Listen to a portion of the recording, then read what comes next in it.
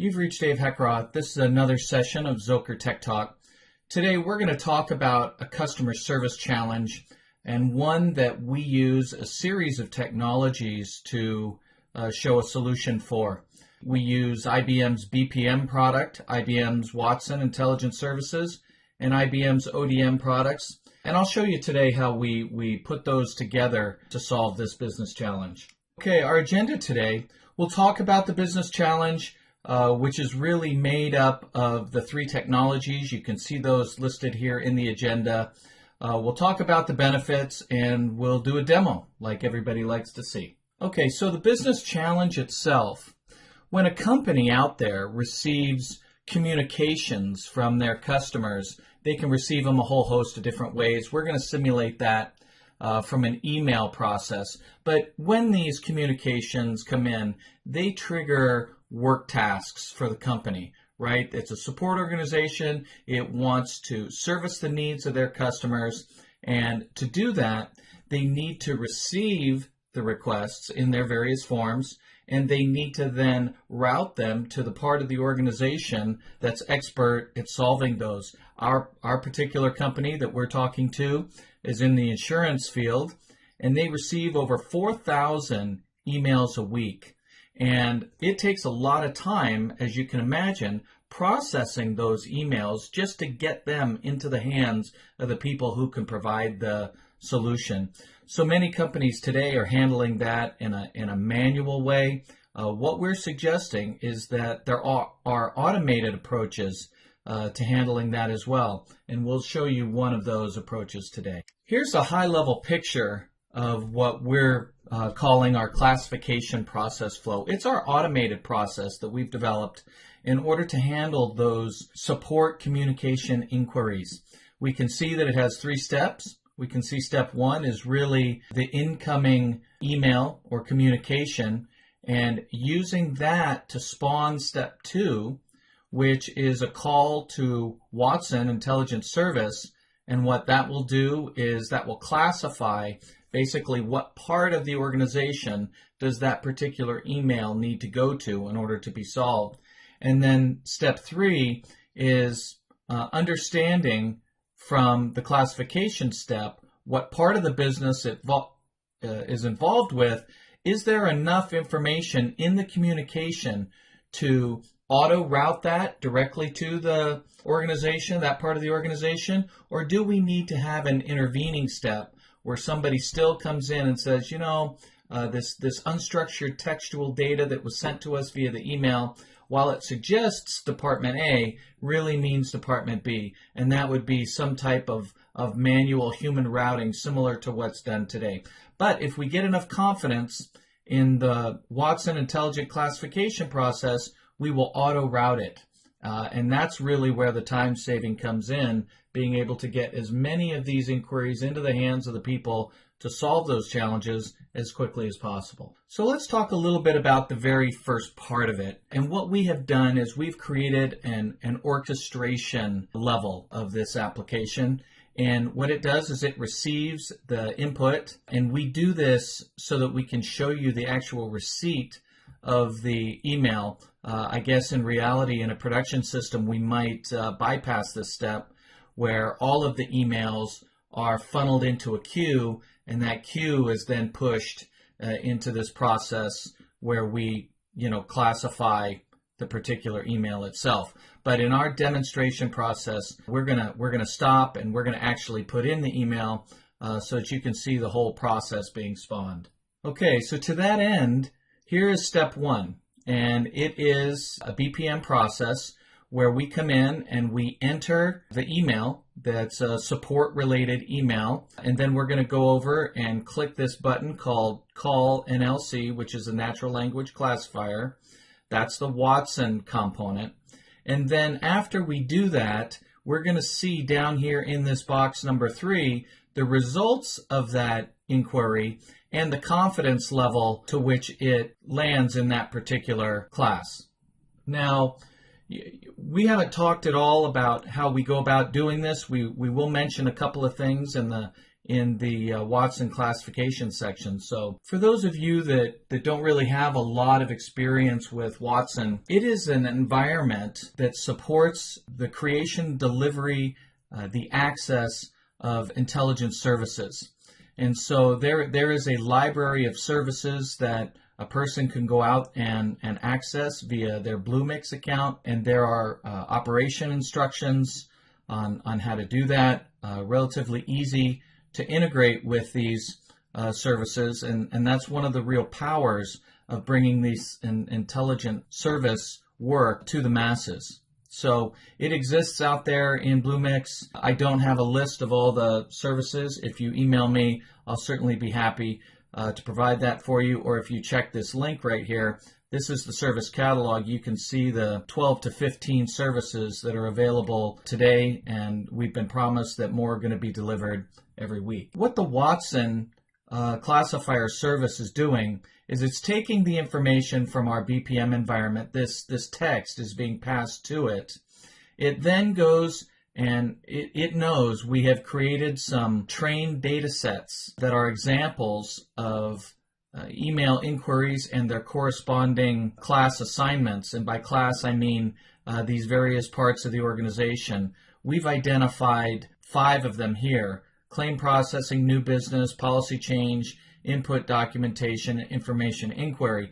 We can see that this particular email, I need to update my policy, adding a new member, results in a policy change, and we're 78% confident by calling the natural language classifying service that we built that is the case for this particular email. Now, we haven't talked at all about how we generate that trained data set, and I think I'd like to leave that for another session because that gets into just a little bit more predictive analytic type knowledge. And so I'm going to go ahead and hold off to that. For the purposes of this demonstration, just know that we sent some example data to be trained that were email requests and corresponding class results. Okay, so we gave the before and after picture of this, and through entering email content at any point in time, even if it doesn't match exactly, it is able to compare that to what it previously knew about, and it's able to give a confidence level of the particular result. And in this case, policy change 78%. Now, the last part of this process is one that is in ODM. And as you know, ODM is a decision management platform from IBM.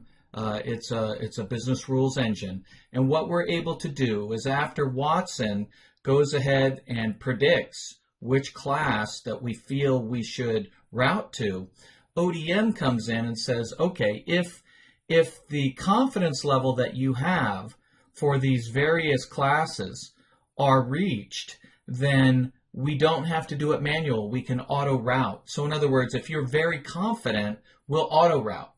If you're not so confident, perhaps that suggests that we need to train more data, or that it's perhaps 2 potential classes that you want to go to. Maybe it's a claim processing, maybe it's a policy change, maybe it's both. And so you don't want to route it to one without at least touching it with some manual person. And that would be where the confidence level is less than these values that you see here. But these are very much configurable.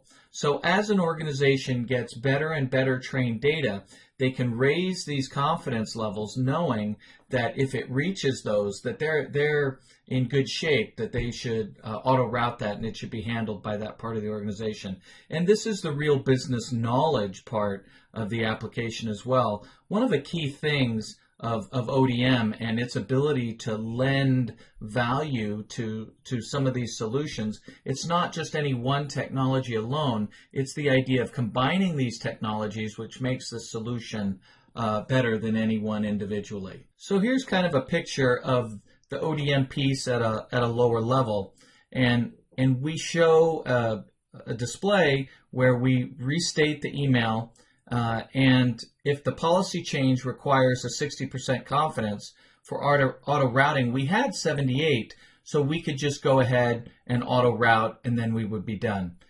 There is a piece of the process which I'll show in the demo that is a manual process. So in other words, the email could not be directed to a class with such a high confidence level that it was auto-routed. It then falls into a manual routing bucket, and we then make the assignment ourselves, and it then goes to be processed.